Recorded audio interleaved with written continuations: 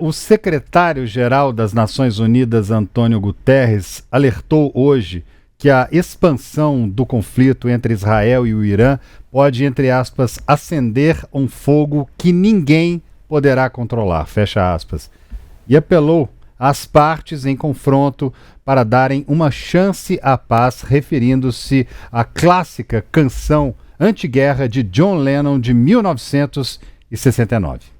Pois é, o Guterres fez as declarações diante do Conselho de Segurança das Nações Unidas, com sede em Nova York, enquanto os ministros das Relações Exteriores da França, Alemanha, Reino Unido e a chefe de política externa da União Europeia se reúnem em Genebra na esperança de encaminhar o conflito de volta à diplomacia. Chanceleres europeus querem o Teherã de volta à mesa de negociações para assinar com os Estados Unidos um novo acordo nuclear. As tentativas estavam em andamento há 2 meses, quando Israel lançou um ataque denominado Leão Ascendente contra instalações ligadas ao programa nuclear, instalações militares e a indústria de gás e petróleo iranianos. A justificativa é de que a nação persa está prestes a construir uma bomba atômica. Rafael Grossi, diretor da Agência Internacional de Energia Atômica, afirmou que, em caso de ataque à usina, o resultado é catastrófico. Countries of the region have reached out directly. Países da região falaram comigo diretamente nas últimas horas para expressar preocupação, e eu queria deixar absolutamente e completamente claro: no caso de um ataque na usina nuclear de Bushehr, um impacto direto poderia resultar em uma liberação muito alta de radioatividade no ambiente. High release of radioactivity to the environment. O governo do Irã ameaça bloquear o Estreito de Hormuz via marítima, por onde passa cerca de 20% de todo o petróleo mundial. A ameaça ocorre em resposta à possibilidade de um ataque direto dos Estados Unidos contra o território iraniano, em meio aí às crescentes tensões com Israel na região. A gente confere no mapa da região onde está o Estreito de Hormuz. Pois é, você que está acompanhando aí, você está vendo a parte azul, naturalmente é o mar. Ali quase ao centro, um pouco à direita, quase ao centro da tela, um pouco à direita, mais abaixo, a gente tem o estreito ali, que é onde passa grande parte do petróleo extraído no Irã, extraído também em outras regiões ali, petróleo, gás. E qual é um ponto muito importante desse momento? A grande preocupação também, naturalmente, além das vidas, é que se houver um ataque nuclear ali às usinas de trabalho com urânio, isso possa vir a contaminar de forma radioativa não só o solo, mas a água ali embaixo, o mar e também o petróleo e o gás, de forma radioativa, a ponto de fazer com que todo esse produto ali da região não possa nem sair dali.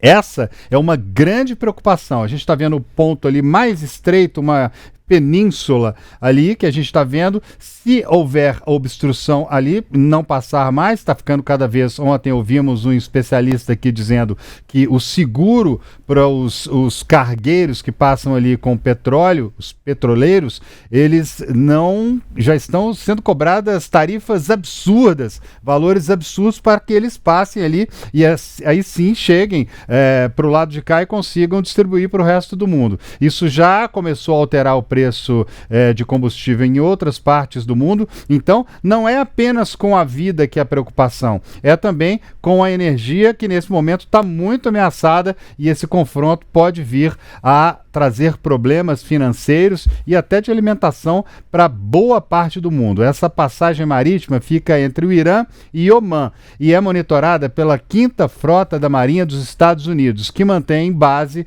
no Berlim. O presidente dos Estados Unidos, Donald Trump, indicou que decidirá sobre uma possível intervenção americana no confronto nas próximas 2 semanas. O que se diz? O que especialistas dizem? Por que 2 semanas?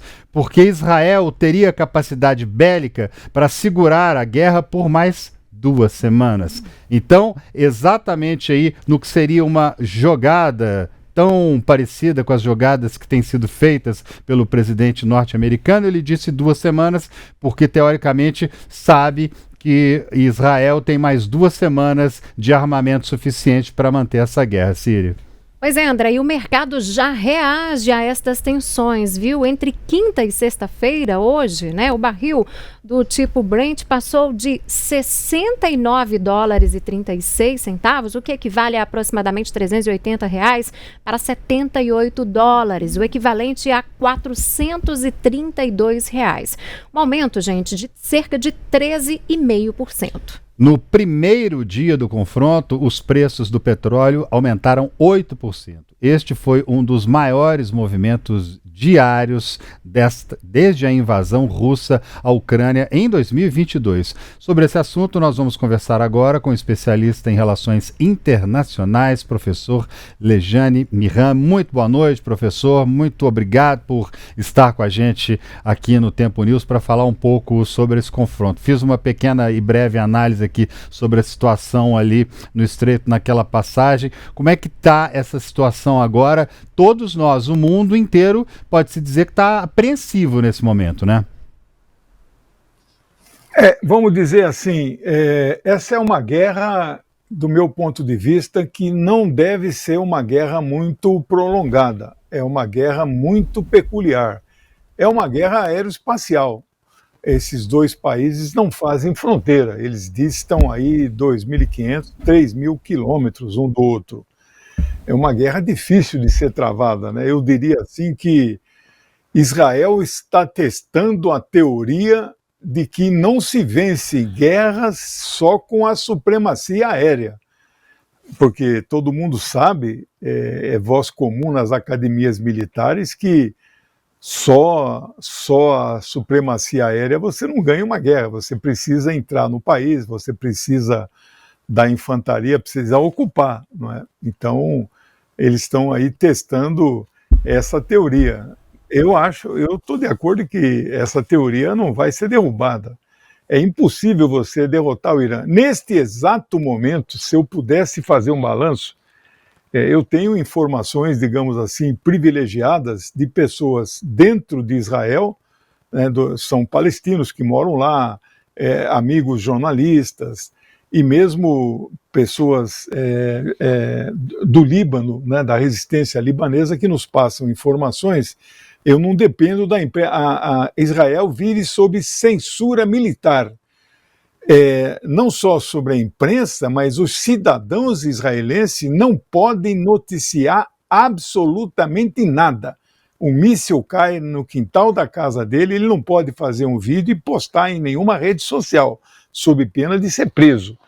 Então nós não sabemos a dimensão, mas é claro que não há como esconder isso, drones, satélites, nós sabemos que os estragos são muito grandes. Israel tem 2 refinarias, eles não produzem nenhum barril de petróleo, porque não tem petróleo, eles importam tudo que precisam, mas eles têm refinarias. 2 refinarias, a maior delas fica na cidade industrial de Haifa, olha as imagens, né? Então veja, esta refinaria de Haifa parou de produzir. Se ela foi destruída ou inteiramente danificada, a verdade é que ela está com a sua produção interrompida. Então nós temos aí uma grande extensão de danos. A notícia agora que está nos portais, Israel tem 4 jornais, todos eles com portais. O maior deles, que é o Haaretz, eu sou assinante, porque esse aí você não consegue ler se você não paga, os outros 3 são gratuitos.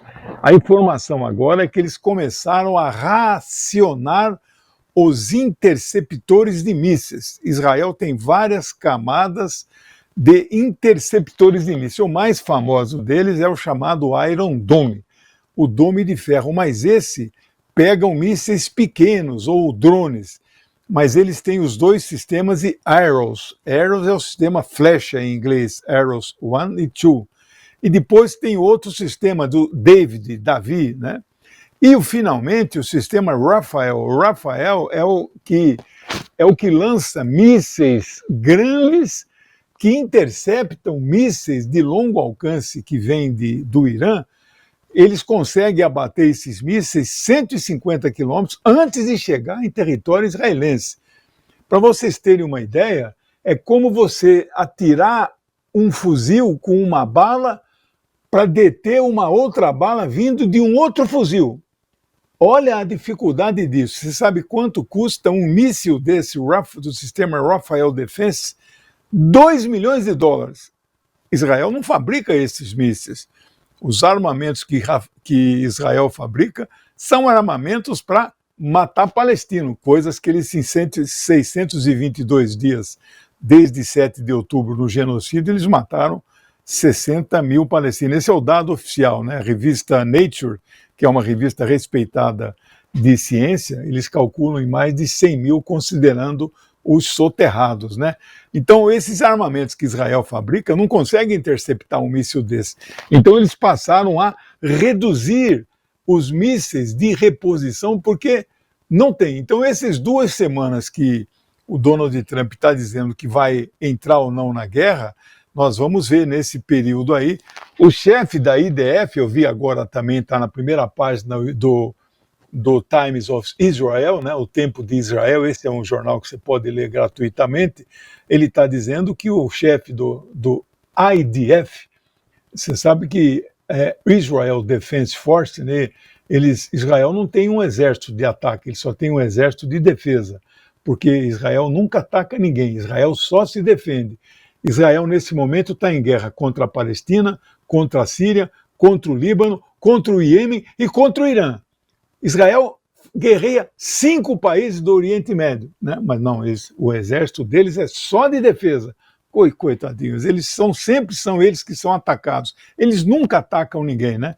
Você veja que no dia 13 para o dia 14, de sexta para sábado, 200 aviões F-35, F-15, todos de fabricação estadunidense, alçaram voo em direção a um país pacato, que não estava atacando ninguém, e atacou duramente várias cidades do Irã. Matou muitas pessoas. O Ocidente, quando eu falo Ocidente, França, Inglaterra, Alemanha, Japão, Austrália, o G7, Estados Unidos, não falaram nada. O Irã tem o direito de se defender? Nada, ninguém falou nada. Aí o Irã, com base no artigo 51 da Carta das Nações Unidas, que todos os povos e nações têm o direito de se defender, inclusive pelas armas, quando atacado, aí o Irã responde. Aí o que o mundo faz? Israel tem o direito de se defender. Só Israel tem o direito de se defender? O Irã não é? Então, o agressor é o Israel. Agora, eu via vocês dando as notícias, né? Muito bem, né? Baseado no... Agora, que direito tem uma nação a atacar outra nação que está desenvolvendo um programa nuclear? O Irã já afirmou, e a Agência Internacional de Energia Atômica atesta essa veracidade, o Irã não está fazendo a bomba atômica. O Irã quer apenas fazer o enriquecimento do urânio a 4,56% para gerar energia elétrica. Isso está no acordo assinado em 2015 por quem? Por Barack Obama. Mais aqueles 5, quer dizer, fora os Estados Unidos, tem mais 4 membros do Conselho de Segurança permanentes e mais a Alemanha. Tem 10 anos esse acordo. Só que quando o Trump toma posse em janeiro de 17, o que ele faz? Ele denuncia esse acordo e sai fora. Quando ele retorna agora, ele diz assim, não, aquele acordo não vale mais, não quero saber dele. Mas o acordo continuou existindo. Ah, não, agora eu quero fazer um novo acordo, em novas condições. Tá bom, o Irã falou, vamos então conversar. Houve 6 reuniões, mas é uma reunião assim, olha, nós vamos conversar com vocês, mas se vocês não aceitarem os nossos termos, nós vamos te matar. Você viu o que o Trump falou? Eu não vou matar o seu líder espiritual, o Ali Khamenei, por enquanto, mas posso matá-lo. Que tempos são esses onde um país, entre aspas, é uma anomalia no direito internacional, é um Estado bandido, que é chamado Israel, se dá no direito de atacar e destruir o programa nuclear pacífico de um país atestado pela Agência Internacional de Energia Atômica? Com que direito Israel faz? Eles que têm no mínimo 70 ogivas nucleares e não reconhece que tem. Dependendo da fonte, dizem que tem 200 ogivas. Mas eles querem acabar com o programa nuclear pacífico. Há um decreto no Irã, um decreto islâmico chamado Fatwa. Fatwa no Islã, né, para vocês... para entender aquela região do mundo, a gente tem que estudar esse livrinho aqui, né? Que o nosso país cristão não conhece, né? Ele está bem estudado, né, professor? Porque ele está cheio de marcação aí. Você tem que... A parte que eu cito mais é isso aqui, ó. Porém, não pratiqueis agressão, porque Alá não estima os agressores. Você não pode agredir ninguém. Agora, se você for agredido, você tem o direito de revidar. Então, o Islã proíbe você de ser o agressor inicial. É proibido. O verdadeiro muçulmano não pode agredir ninguém. Está aqui, ó. Uhum. O verdadeiro muçulmano. E mais, o verdadeiro muçulmano tem que proteger cristão e judeu. Essa história de que o muçulmano persegue judeu é mentira, né? E aí são várias reflexões que dá para fazer a partir disso, né, professor? Agora, só trazendo um pouco para essa questão, que a gente até noticiou agora há pouco, como que o mercado reage, né? Já está reagindo, a gente trouxe a informação do preço do petróleo, né, que de certa forma saltou. O que de mais grave na avaliação do senhor, com todo esse conhecimento que o senhor tem, pode acontecer aí com esse possível fechamento, então, do Estreito de Hormuz? Olha, eu não sei se eu torço para fechar ou se para não fechar. Você acertou quando falou que ali passa 20%, né? Por exemplo, o Mar Vermelho está fechado para os navios de Israel, mas ele já foi fechado para todas as embarcações. Então, o Mar Vermelho sendo fechado, ali na pontinha, ali embaixo, também tem o estreito. O mundo tem 47 estreitos, eu estudo estreitos, né? Ali, Bab el-Mandeb, ali no estreito ali embaixo, né, onde você entra para o Mar Vermelho, ele vai dar lá no Canal de Suez, né? Fechou ali, não tem problema. Você contorna a África inteirinha, aumenta o frete, mas você tem como escoar. No Golfo Pérsico, não. Né? Toda aquela região ali, que é onde, olha lá onde está escrito Kuwait ali em cima, você não tem para onde ir para lá. Para a Europa, não tem um canal que sai para a Europa lá em cima, tem que sair por aqui, né? E aí sim, pode aí dar a volta lá no Mar Vermelho do outro lado, aí passa pelo Suez, ou então contorna a África, né? Então esse estreito ali tem 31 quilômetros, mas rigorosamente tem rotas. Então você tem que deixar a margem de 3 quilômetros de um lado, na verdade tem uma margem de segurança bem no meio, de 3 quilômetros, 3 de cada lado, os navios passam 3 quilômetros cada lado. É muito fácil fechar o estreito, mas o Irã não tomou a decisão de fechar.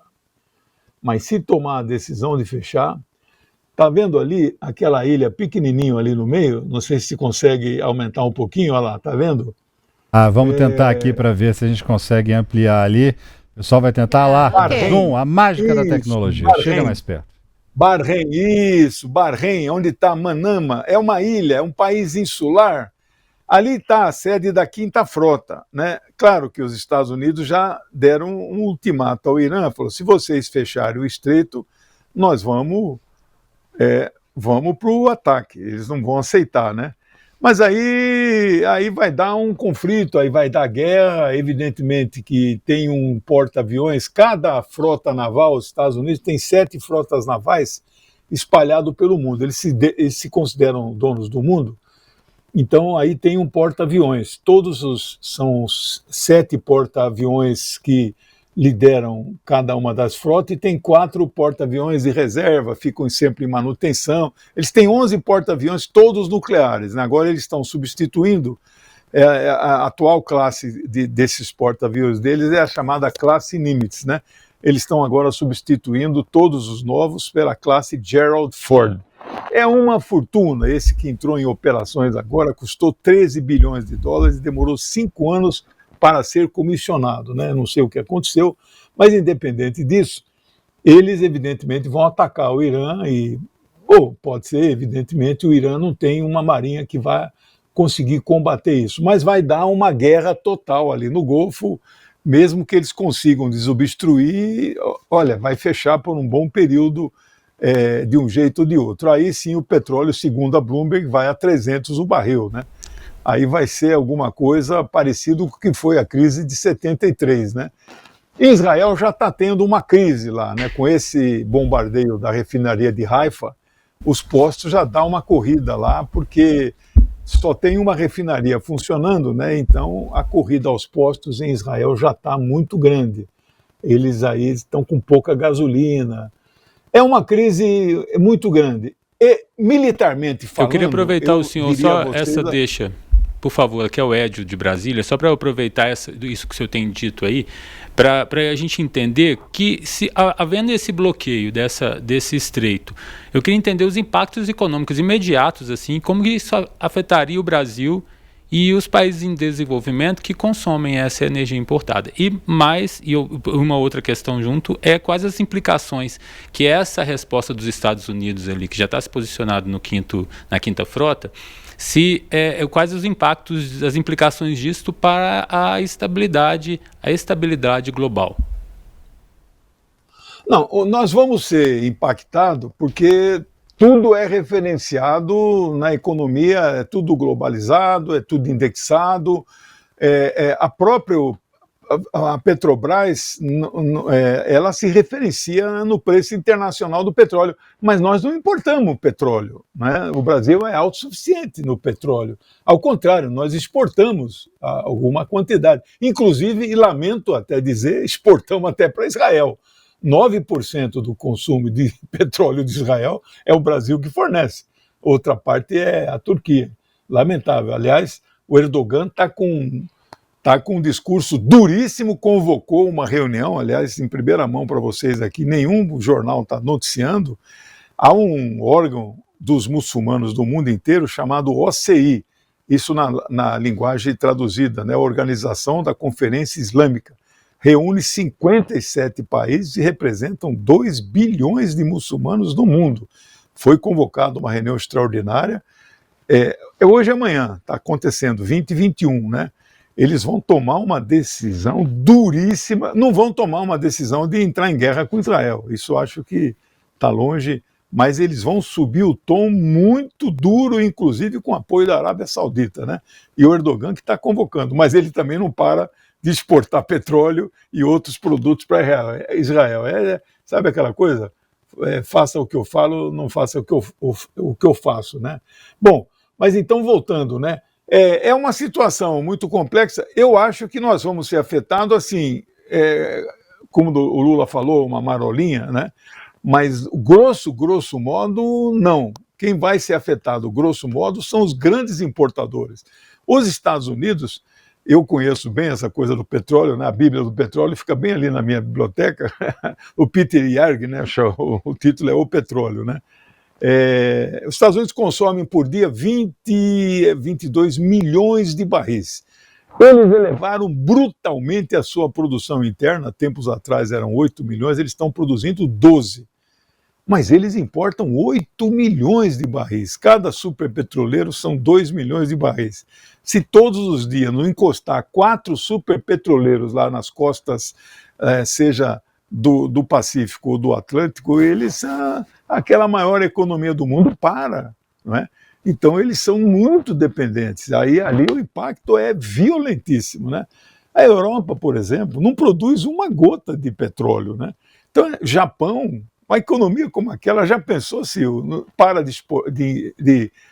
mundo para de... A China, inclusive, a China é uma grande potência econômica, mas ela não tem soberania energética. Isso é um desafio para os chineses, né? Eles estão tentando alternativas. Então o impacto vai ser grande na economia do mundo. Nós vamos ser afetados por esse reflexo mundial, mas não tão grande, porque nós não somos importadores de petróleo, nós temos autossuficiência, né? Pois é, professor Alexandre Mirran aqui com a gente, especialista em relações internacionais, especialista em vários assuntos. Já fazia tempo que a gente não conversava, a gente fica aqui parado ouvindo o senhor, porque o senhor dá uma aula pra gente aqui, então fica todo mundo aprendendo aqui. Afinal de contas... Vocês contem sempre comigo, né? Não sei por que vocês não me chamam sempre. Vamos chamar sempre, então tá combinado, já tá marcado. Não fale isso que a gente vai ficar na cola dele. Fazer propaganda. Pode fazer o merchan, vamos lá.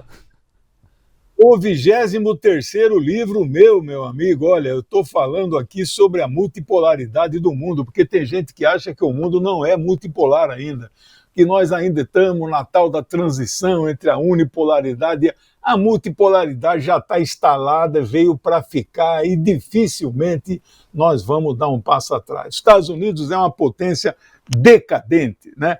Então, não tenham a menor ilusão disso. Então, eu trago esse livro novo, 328 páginas, já está, semana que vem ele chega, eu vou lançar, eu estava marcado para o dia 4, vai ser dia 11 de julho em São Paulo. Dia 4 é uma data ruim, porque vai ter uma série, vem vindo o BRICS aí, né? Aliás, é um assunto que poderia debater, né? Dia 4 vai ter a reunião do Banco dos BRICS, dia 5 e 6 vai ter o BRICS no Rio de Janeiro, e vai ser uma reunião... A última, o presidente Lula vai presidir, mas vai ser um pouco esvaziado, né? O Xi Jinping não vem, o Putin não vem, e é uma saia justa. A Venezuela não vai ser admitida, deveria ser admitida, mesmo que não fosse, o Lula tinha que pelo menos convidar a Venezuela para estar presente, mas ele não quer apertar a mão do Maduro, sabe, para não dar o braço a torcer. Sabe aquelas coisas de ficar pedindo boletim de urna, ultrapassou os limites. Então vai ser uma reunião assim, que não vai ser uma grande reunião, infelizmente, como deveria ser. Poderia ser se, digamos assim, ele compreendesse politicamente.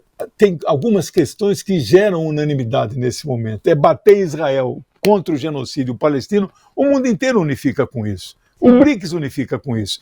E bater Israel pelo ataque ao Irã. Rússia e China unificam com isso.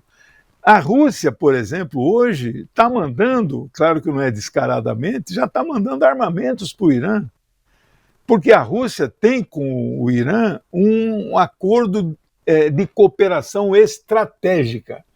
O único ponto que não tem neste acordo, olha aí, o Vladimir Putin, esse é o maior estadista hoje no mundo, né? O único ponto que não tem neste acordo, e não conheço nenhum país que tenha cooperação estratégica, é: se atacarem você, eu vou entrar na guerra ao seu lado. Isso não... Lá 30, 40, 50 anos atrás existia esse tipo de acordo. A América Latina mesmo tinha o TIAR, Tratado Interamericano de Acordos Recíprocos, né? Qualquer um que fosse atacado, todo mundo entrava na guerra junto. Hoje em dia não existe mais. Mas todo o resto, a Rússia é solidária ao Irã. O seu Trump atacar o Irã, a Rússia não vai entrar na guerra, não se preocupe. Não acho que vai ter terceira guerra mundial com isso. Mas é isso que a gente está preocupado também, professor. E aí, até pegando um gancho nessa fala do senhor, professor, o Putin admitiu hoje, né, risco da terceira guerra mundial diante da escalada no Oriente Médio, hein? Como que o senhor analisa essa fala do Putin? Isso é retórica. A terceira guerra não vai acontecer nesse momento, né? E também acho que não vai ter o disparo de um artefato nuclear. Israel não é maluco para fazer uma coisa dessa. Se Israel, que tem lá 70 bombas, isso são as previsões mais, não sei se eu uso o termo otimista ou pessimista, mas algumas fontes falam em 200 bombas, né? Então, se Israel... Você sabe que em 1945 a guerra na Europa acabou quando, no dia 9 de maio, dia 9 de maio, eu estive na Rússia agora, com 100 pessoas, né? Nós fomos comemorar lá os 80 anos da rendição perante o Exército Vermelho. Isso aqui é o Marechal Zhukov, né? É o grande líder do Exército Vermelho, né? Então, dia 9 de maio, foi assinada a rendição. Aí, maio, junho, julho, olha lá o close aqui do grande Marechal Grigori Zhukov, né? Maio, junho, julho, e a guerra continuava lá na Ásia, e o Japão não se rendia. E aí o Roosevelt tinha morrido, né? O vice dele era o Truman, né? Truman. Aí qual foi o argumento para eles lançarem a bomba no Japão? Porque o Japão não se renderia. Aí o Irã agora não se rende. Você viu que o Trump já deu o ultimato. Renda-se. Eu fico pensando, o que é um país se render? É o Ayatollah se entregar? Pode pôr algema aqui, pode me levar para os Estados Unidos. O que é o Irã se render? O Irã, na gestão do Reza Pahlavi, que foi julho de 72, eu não lembro a data, então não se apegue nessa data, comemorou 2.500 do Império Persa. É uma nação de 2.500, 3.000 anos. Nós vamos para o Irã agora, em novembro, vamos levar 150 pessoas. Vamos visitar o túmulo de Ciro o Grande. Nós estamos falando de nação de 2.500, 3.000 anos de existência. O senhor vai para o Irã, então o senhor está otimista, então, para esse ano ainda? O senhor vão viajar? Mas sem dúvida, essa guerra não vai durar muito tempo. É uma guerra aeroespacial, não tem vida longa uma guerra. Mas quanto tempo o senhor acredita? Minha previsão, 2 semanas, eu acho. Eles não são essas 2 semanas que estão... Se durar 2 semanas, não tem condições. Eles estão perdendo a guerra nesse momento, Israel. Eles estão economizando mísseis de reposição, eles já não têm mais. Quer dizer, se os Estados Unidos entrar, a coisa vai tomar uma dimensão impressionante. Então eu estava falando do uso da bomba nuclear, né? Sim. Então os Estados Unidos tomaram a decisão porque eles não se rendem. E agora? Esse aí que a gente está mostrando é o Iron Dome, que chama, né? É isso. Olha só, esses mísseis. Esse não é um equipamento antimíssil ali, né? Parece que é um caminhão que para e levanta ali, ele fica ali com radares ligados. Eles soltam um monte desses para bater um míssil. Esses mísseis não é o de 2 milhões, esse não é o Rafael, né? Esse é um míssil menor, mas custa $400 mil cada um. Olha quantos tem. Cada canaleta dessa, eles soltam um. Eles soltam vários para bater um grande míssil iraniano, né? Claro, o Irã está tendo grandes despesas. O Irã tem 3 mil mísseis, eles soltaram mais ou menos 10%, 300, porque eles trabalham com enxames de drones. O Irã hoje é o maior fabricante de drones de toda a Ásia. Ninguém se equipara ao Irã. E não é em número, eles têm os mais modernos drones que você já possa ter imaginado. Então a República Islâmica do Irã é para Israel uma questão existencial. Mas não é porque eles têm armamentos. O Irã, desde 10 de fevereiro de 1979, é uma ameaça a Israel, não é só porque não reconhece Israel, é porque eles combatem Israel, combatem o sionismo e é o país que mais apoia a causa palestina, mais do que qualquer país árabe. Você vê, eles tinham a Síria e o Iraque, né?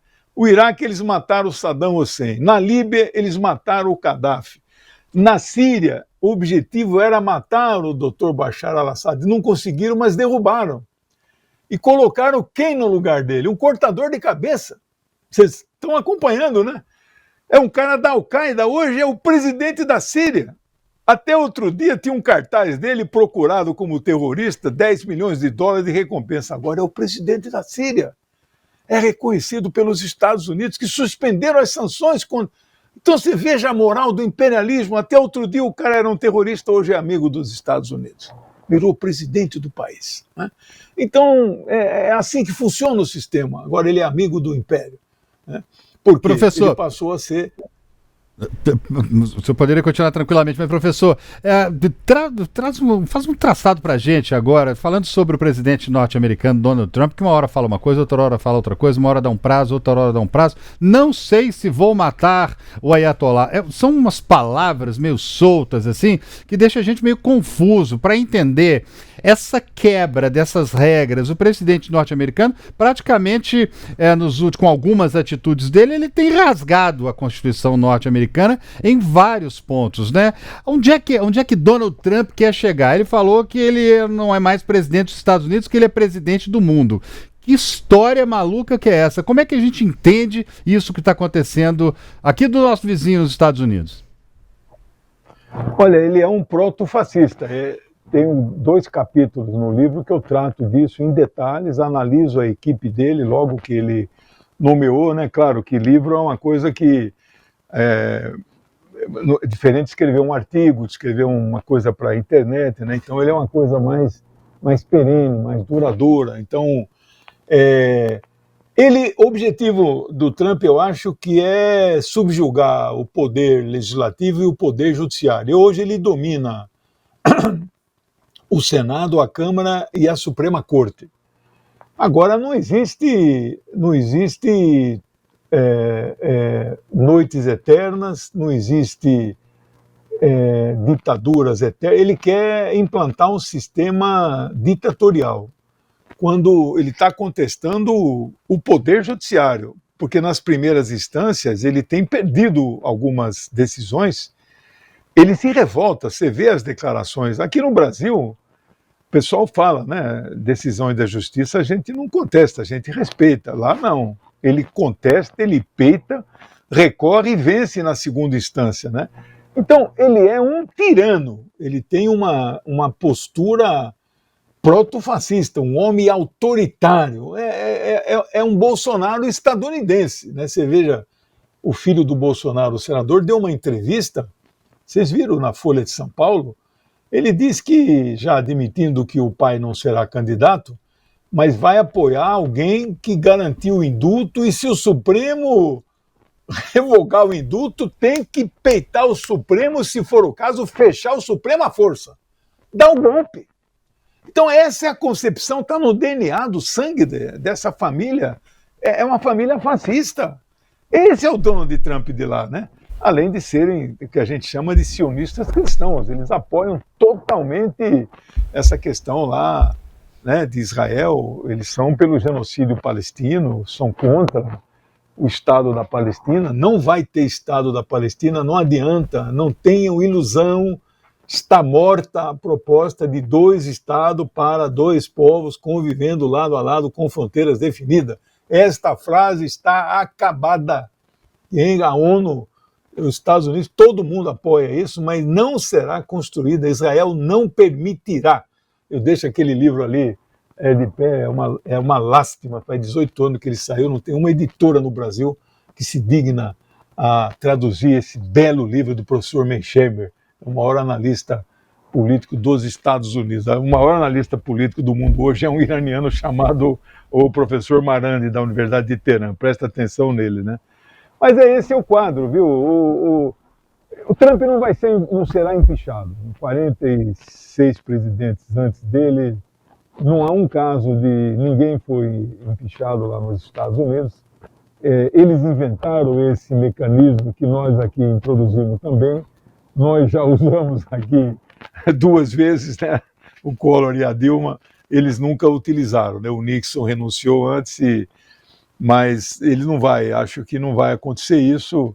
Vai perder a maioria parlamentar na eleição midterms do ano que vem, mas vai governar, vai... capaz de tentar mudar a Constituição para ele tentar reeleger, né, daqui a 4 anos, né? Então, porque ele não pode se reeleger, né? Agora também, se a lei não me favorece, mude-se a lei. Mude-se a lei. Isso aí, ele vai tentar, viu? Ele é autoritário, a natureza dele é autoritária mesmo, por natureza, né? Já tem o jeitão dele, né? De falar, todo imponente. O jeitão dele. Ele é demais, ele é misógino. E não pensa nas palavras mesmo, né? E fala o que vem na boca. É a excrescência do ser humano. E o povo americano vota nele, como votou no Milei na Argentina, como votou no Bolsonaro no Brasil. Tem certos momentos que a população... né? E eu falo, professor, que a pior decisão do Trump é sempre estar por vir ainda, né? Porque cada dia a gente acorda de manhã e ouve cada coisa. O pior ainda está por vir, exatamente. É sempre assim. Eu só espero que ele não bombardeie o Irã. Esta está aqui, olha, a primeira página vocês podem aí entrar. O Irã tem 2 órgãos, de imprensa, um chama Spam TV, o outro chama Press TV. O Spam é em espanhol e o Press é em inglês, Press TV. Mas tem um que o iraniano não lê, que é o Tehran Times. Foi criado em 79 em inglês para o mundo. Leiam, Tehran Times, está na primeira página, a declaração do líder espiritual. Aliás, o Irã parou ontem, parou esses dias, não sei que... Não, parou hoje é sexta-feira. Hoje é sexta-feira. Então, sexta-feira, você vê, muçulmano, cristão e judeu não se entende nem no dia santo, né? Muçulmano para sexta, judeu para sábado e cristão para domingo, né? Então hoje o Irã parou todo o Irã, né? Uhum. Você acha? O Netanyahu fez um chamamento para o povo do Irã se rebelar contra o governo. Rapaz, o povo foi para as ruas hoje, mas parou o Irã inteirinho. Todas as cidades foram para a rua para mostrar a unidade política. Rapaz, são 100 milhões de pessoas. Acho que uns 90 milhões foram para as ruas. É impressionante. É muita gente manifestando. Então, né? a unidade política de um país. O ódio de Israel vem, eles são antisionistas, eles não são antissemitas. Esse que é a questão. Entendeu? Agora, professor, a gente falou, desculpa, só cortando o senhor, né? Porque o senhor tem tanto conhecimento que a gente quer explorar bastante essa questão, claro, né? A gente falou. Eu ia falar uma coisinha que vocês não sabem. O Irã tem 30 mil judeus. 30 Estes mil. judeus amam os ayatolás, mas amam assim de paixão. Estes judeus têm 400 sinagogas. Você imagina? Dá uma sinagoga para quantos? As sinagogas não pagam luz, água, gás, internet, nada. Tem representante no parlamento, tem reuniões dele com os eles amam os ayatolás. Por quê? Porque esses judeus são antisionistas. São uma pequena parcela dos judeus no mundo que são antisionistas. Essa história de Israel terreno, não! Na Bíblia, aqui ó, esse é outro livro que tem que ler, a Torá. Aqui ó, o Israel é o Israel celestial, nunca poderia ser criado aqui na Terra, só quando o Messias chegasse, né? Então tem uma parte dos que são os Haredes, os Haredins lá em Israel, os de trancinhas, os ortodoxos, eles negam aqueles, moram lá, já estavam lá antes de chegarem aqueles sionistas do século XIX, né? Então são essas contradições. E lá no Irã, os judeus iranianos adoram os ayatolás. Pode falar o que você ia falar. Pois é, só antes de fechar aqui a nossa conversa, aproveitar, como eu disse, o conhecimento do senhor, hoje o Vladimir Putin resolveu falar bastante, né? Ele falou dessa questão da Terceira Guerra Mundial, né? Que o senhor disse, olha, é improvável que isso aconteça. E aí hoje também ele afirmou o seguinte, que Moscou e Pequim compartilham uma visão aí para a formação de uma nova arquitetura global. Eu queria uma análise do senhor. Como é que o senhor entende essa fala de Putin, né? O que seria essa nova arquitetura global? Já está sendo formada esta nova arquitetura. O pilar desta nova arquitetura passa pelos BRICS, do ponto de vista de um bloco intergovernamental, e lá na Ásia passa pela OCX, que é um bloco, é uma aliança militar formada por 12 países, cujo conjunto de exército desses dois países já atinge quase a 15 milhões de soldados de prontidão de primeira linha e mais uns 15 milhões da reserva, né? Bom, este bloco que está remodelando o mundo, eles agora discutem já um sistema alternativo ao SWIFT, que já está em teste na Ásia, de transferência instantânea de fundos sem passar pelo SWIFT. Já está em teste na Ásia, que usam várias moedas, né, inclusive o dólar, mas também usam o BRICS, os 5, todos eles têm moedas começado com a letra R. É uma coincidência, né? É o real, é o rublo, é a rúpia na Índia, é o renminbi na China e é o riad lá na África do Sul, né? Então, a cesta de moedas é preciso, então, eles não têm nada contra o dólar. O dólar pode e deve continuar sendo aceito por quem quiser, mas estas 5 moedas devem ser aceitas por todos. Então, o incentivo entre estes BRICS e seus novos parceiros, né, que já são 12, talvez alguns possam ser admitidos nesta reunião de julho, agora 5 e 6, né? Então, essa é a nova arquitetura. E essa nova arquitetura passa pela remodelagem do Conselho de Segurança. É provável que pule de 15 para 25 membros e o número de permanentes pule de 5 para 7 ou 9, e aí entre alguém da América Latina, o Brasil é o mais forte candidato, entre algum africano, há vetos claríssimos à Alemanha e ao Japão, né, que são países belicistas na Segunda Guerra, né? Esses jamais entrarão no Conselho de Segurança como membros permanentes.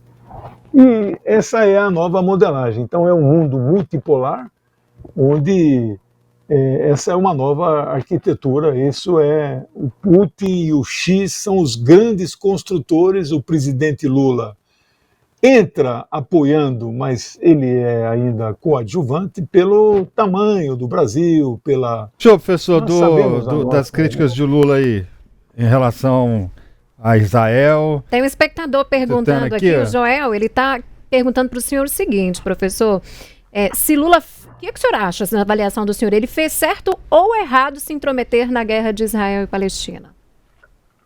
Não, não é intrometer, não é o termo. Ele deu uma opinião, ele é um chefe de Estado respeitadíssimo no mundo, eleito 3 vezes e vai ser reeleito ano que vem, né? Provavelmente no primeiro turno, porque mais por falta de candidato do lado de lá, né? Mas ele tem todo o direito de dar opinião, né?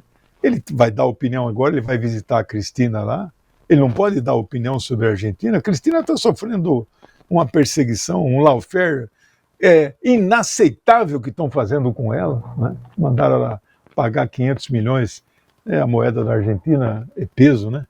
Uma barbaridade. Ele não pode dar opinião? Pode dar opinião. Ele usou o termo genocídio, tá certo, ele está dando a opinião. Ele criticou Israel porque atacou o Irã. A gente não ouve. Os 54 países da África criticaram Israel. Os da Ásia criticaram Israel, a gente não vê na imprensa brasileira, né? Então o presidente Lula está certo, o termo não é intrometer. Ele é um chefe de Estado que tem opinião, ele é a favor da paz, ele tem condições. A guerra na Ucrânia, ele é a favor da paz, ele se ofereceu. Só o presidente Lula, junto com a China, juntaram, só o Brasil e China têm uma proposta pela paz na Ucrânia, mas ninguém compra ali todo mundo está a favor de continuar. Todo mundo não, né? Até o Trump quer parar a guerra na Ucrânia, mas não consegue. Por quê? Porque a União Europeia quer que a guerra continue. E o Zelensky, igual o Netanyahu, são 2 exemplos. Enquanto a guerra continua, eles estão no poder. A hora que a guerra acaba na Ucrânia ou lá na Palestina, eles caem, né? E no caso específico de Israel, o Netanyahu perde a imunidade parlamentar, lá é parlamentarismo, ele vai ser preso. Tem 3 processos lá que já estão na boca final, aí é corrupção mesmo. Ô, professor, e o Zelensky corre o risco... Lejane Mirran, muitíssimo obrigado pela participação. Nosso tempo está acabando. Nosso tempo está acabando. Muitíssimo obrigado pela presença do senhor com a gente aqui. Legal. Já nos vimos anteriormente, na época meu cabelo era um pouquinho mais escuro, mudou um pouquinho, mas a gente já se encontrou aí em outras conversas também e sabia que o senhor... já tivemos debate, né? Já tivemos juntos. E eu sabia sempre que o senhor tem sempre todas as informações aí na ponta da língua para trazer para a gente agradece muito. Pode me chamar sempre aí, viu? E já está combinado, não? O pessoal falou aqui, já está combinado lá no dia 4, lá, os BRICS, vamos ver se a gente arma aqui para a gente poder conversar junto aí, deixa na sua agenda aí, ó, o Tempo News, para a gente poder... 19 horas por dia, eu durmo só 5, eu estou aqui de plantão, viu? Aqui é o meu bunker de trabalho. Tá certo. O bunker entre livros. Um abraço, bom trabalho, parabéns pelo trabalho de vocês aí. Um abraço, tchau. Muitíssimo obrigado, professor. Obrigada. Olha só, obrigado. Um abraço, professor.